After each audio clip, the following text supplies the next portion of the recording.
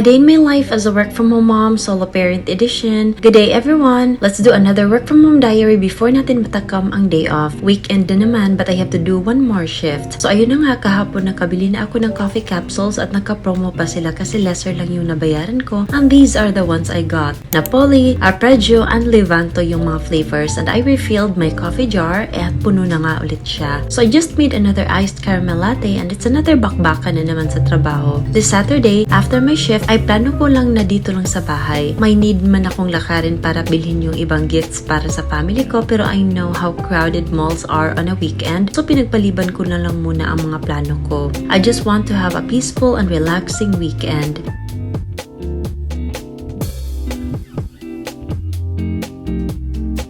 After doing few of my tasks, ay narito na si Cookie at kinakalabit na ako after ko magnap para magluto na daw ng pananghalian namin at wag na maghilata dito. So I just headed to the kitchen to prepare our lunch for today. After my shift, I usually defrost na yung mga plan kung uulamin namin sa tanghali. Kaya ready na yung meat and just season the chicken para gawin kong fried chicken today. Si Jeff will just have fried chicken and ako naman gagawa lang ng salad. As usual, staple meal ko talaga yan kapag nagba-brunch ako. Nasasatisfy kasi talaga ako sa salad and making my own homemade dressing.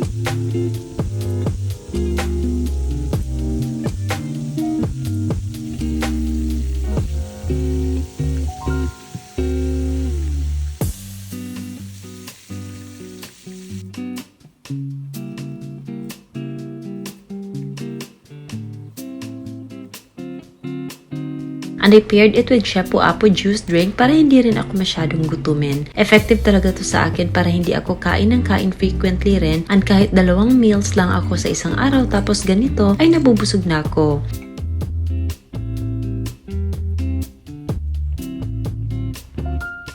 And we had a great lunch with Jeff. Kinukulit pa niya ako habang kumakain at marami siyang mga chika niyan. Pagkatapos naming mananghalian, si Cookie naman ay may chika sa akin at kinakalabit ako. Hudyat talaga yan na gusto niyang magpakalmot or gusto niyang umupo sa tabi ko. At pag nagpapakalmot yan, ang tagal matapos, ayaw akong patapusin. But I have to do something today so naglaba ako and loaded few batches of laundry sa washing machine. Nasabi ko nga the other day na uubusin ko itong mga nakatambak na labahin before the year ends kaya tinutodo ko na. At yung mga nakasampay isa-isa ko na rin tutupuin to give space sa mga bagong nilaban ko. Surprisingly, si Cookie ayaw lumabas at nag-chilling rin yan sa bahay kasi nasa tapat niya na ang aircon kaya feel niya ang moment at hindi talaga nainggan yung umalis. Isa-isa ko nang tinupi ang mga damit ko at sa buong araw nag-chill lang talaga ako. Naglaro ng games at nag-procrastinate. Nanood ng series at feel ang moment kasi ewan ko ba ang dami ko rin ginawa these past few days kaya I pressed the reset button in my life. Just doing a few household chores to declutter some stuff and in the next few days, plan ko rin mag-declutter ng mga ibang bagay pero hindi ko pa napaglaanan ng oras dahil marami rin akong ginawa. After folding the clothes ay dumiretso na ako sa kusina to prepare our dinner tonight.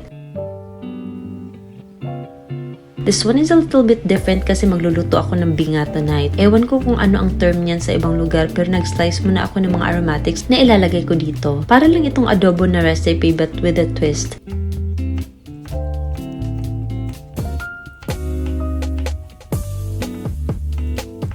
Ganito yung itsura niya, napakalaki ng meat sa loob. I just light it into bite size para madali siyang kainin. Kapag may nagtitinda nito sa amin, binibili agad ng papa ko kasi gusto rin namin itong lutuin. Minsan, niluluto lang namin ito in water and salt tapos sinaslice ng ganito at sinasawsaw sa sauce. Pero ngayon, ginawa ko itong adobo but my own version kasi nilagyan ko ng kamatis. I just sauteed the aromatics at dahil gusto ko rin ng a little bit spicy, ay nilagyan ko rin ng green chili peppers. Then, tinimplahan ng pepper, soy sauce, a little bit of sugar at lagyan ng butter.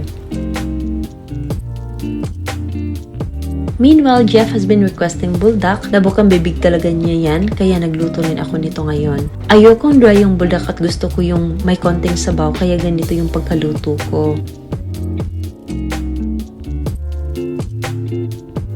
Anyway, dahil pre-cook na naman yung binga na ginawa ko, madali lang siyang naluto. I just plated our dinner at napakasarap nga nitong iparis sa mainit na kanin. Let me know if nakatry rin ba kayo nito. Our dinner is ready and I also fried some ham to complete our meal. So yan ni Jeff na pinagluto ko siya nitong buldak kasi ang hilig nga rin niya nitong spicy noodles ay.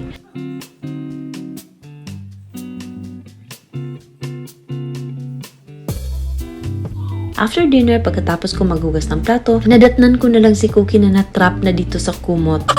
Ginapos man ito ng kuya niya at hindi na makaalis. Nonchalant lang rin siya at hinayaan niya ang kuya niya na pinagtripan siya. Jeff was hyperactive tonight kaya I took advantage at pinagmap ko na rin siya dito sa sahig while hinihintay lang siya na maubos ang kanyang energy para makatulog na. Hindi nagja-judge si Cookie niyan pero parang ganun na rin. Muntik ko pa nga nakalimutan na may nilaban pa nga pala ako kaya ngayon ko lang naisampay na late na ng gabi. At least man lang sa paghihilata ko ngayon may natapos rin akong gawain. This was a calming day for us and headed to my room to spend a good night's sleep because it's a weekend. And that's all for today. Thank you so much for watching. Bye!